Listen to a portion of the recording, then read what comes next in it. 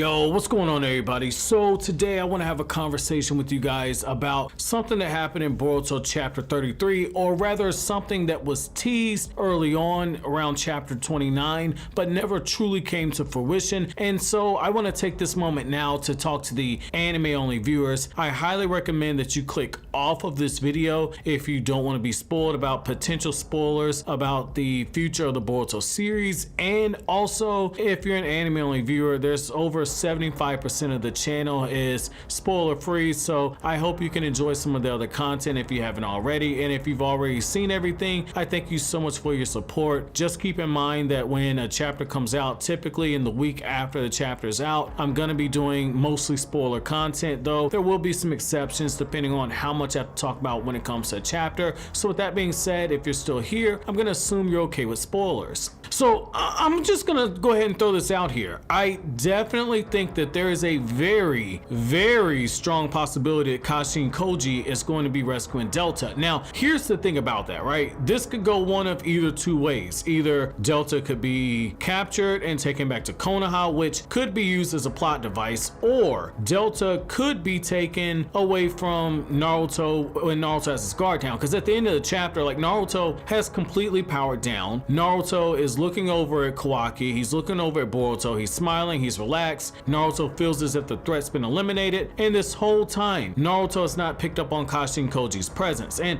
what's interesting about this is Naruto's in that Sage of Six Paths chakra mode, so he's got the sage powers, he's also got Kurama's sensory abilities, so that just shows you that Kashin Koji, whatever jutsu he's using to mask his presence, is thorough enough that even Naruto can pick up on it. That's pretty impressive given the fact, I mean, Naruto's able to sense Madara's limbo clones. So I mean, this tells you that Kashin Koji is incredibly skilled. And I think that having Kashin Koji step in to save Delta, this would pay off a lot of different things. The first thing it would pay off is it would give fans something that we've been waiting to see ever since we got a clear look at Kashin Koji, which is we get to see Naruto's reaction to him. And a lot of people might say, well, Naruto's fast enough that he can just speed blitz him. Well, I want you to keep something in mind, okay? What is very likely to happen if this does take place is Kashin Koji, because he's got that boiler toad, what's to say that he doesn't have a reverse summoning set up to where he goes to rescue Delta, and before Naruto can get to him, Kashin Koji is reverse summoned out of the area. That is a possibility. That would explain a lot. However, another thing is we could have a scenario where Kashin Koji uses a distraction,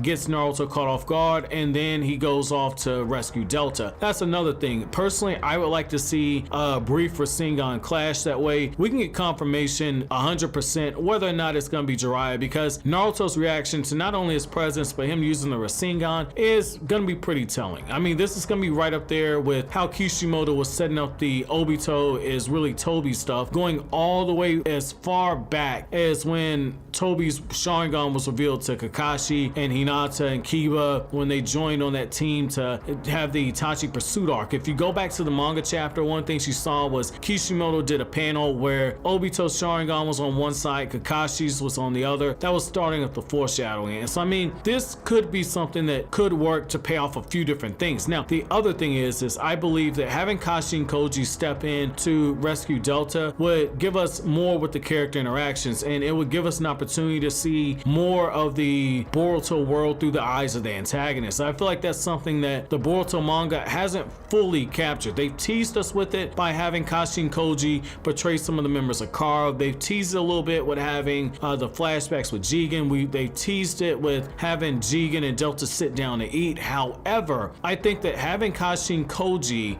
patronize Delta and say, hey, I told you not to get involved, I had this under control, and maybe learn what his plan was supposed to be, maybe see those two bicker back and forth and get more information about their relationship, that could be something. And also, I would be very much interested to see what Kashin Koji's analytical breakdown of Naruto's battle is, because Kashin Koji is a pretty, let's try to put this, he's a pretty sharp character. And that line about the fact that Destiny keeps pulling him back to the Land of Fire, in particular, Destiny keeps pulling him back to the Hidden Leaf Village, that's something that's never really gone away. And so it would make sense if he had intel on Naruto Uzumaki, and I would like to see how his intel stacks up to what he's actually seen in the battle. So So I think that this is something to keep your eye on. I know I made a prediction way back, like maybe 2 months ago, 3 months ago, saying, hey, I think Himawari is going to be in danger. I think Himawari might be captured. And sure enough, she was kind of tested. But my line of thinking was more so that Kashin Koji might use her as trade bait to trade Himawari for Kawaki. That wasn't exactly the case. She did get attacked by Delta. So I'm wondering what's going on, because let's just keep it real for a second. This wasn't done by mistake. Not having Kashin Koji, a character who's extremely popular, a character who's being used as a potential red herring, making people think he's Jiraiya. The fact that he wasn't even shown throughout the 3 chapters that this fight took place, that's telling you that they're saving that character for something else. With as much as Kodachi had Ikimoto jump around to see everyone else weigh in on the fight, and yet we don't see this guy, this is interesting. And also having him show up yet again could be a great way to segue us into the next arc, which we are starting. And just as a side note, gotta say, man, I'm a little disappointed that the Kawaki arc only lasted as long as it did. I really felt as if the Kawaki arc should have lasted about 5 volumes, but I mean, maybe that's me reaching a little bit. I mean, the Boruto manga, it's going what, like 40 pages a chapter, so you're getting about 4 chapters a volume. I get why the pacing is a lot quicker, because they're trying to rapidly close ground so we can get closer to that 16-year-old Boruto versus 16-year-old Kawaki. We're currently 3 years in the timeline away from it, so I totally understand why they're kind of rushing things a little bit, but it's stuff like this I feel definitely needs to be fleshed out. But I want to know what you guys think. Do you think it's a good idea for Kashin Koji to rescue Delta? Do you think that's going to happen? Let me know down in the comment section below. But as always, guys, if you like anything I had to say, don't forget to comment, rate, subscribe, share. Thank you so much for watching all the way to the end. Have an incredible day, guys.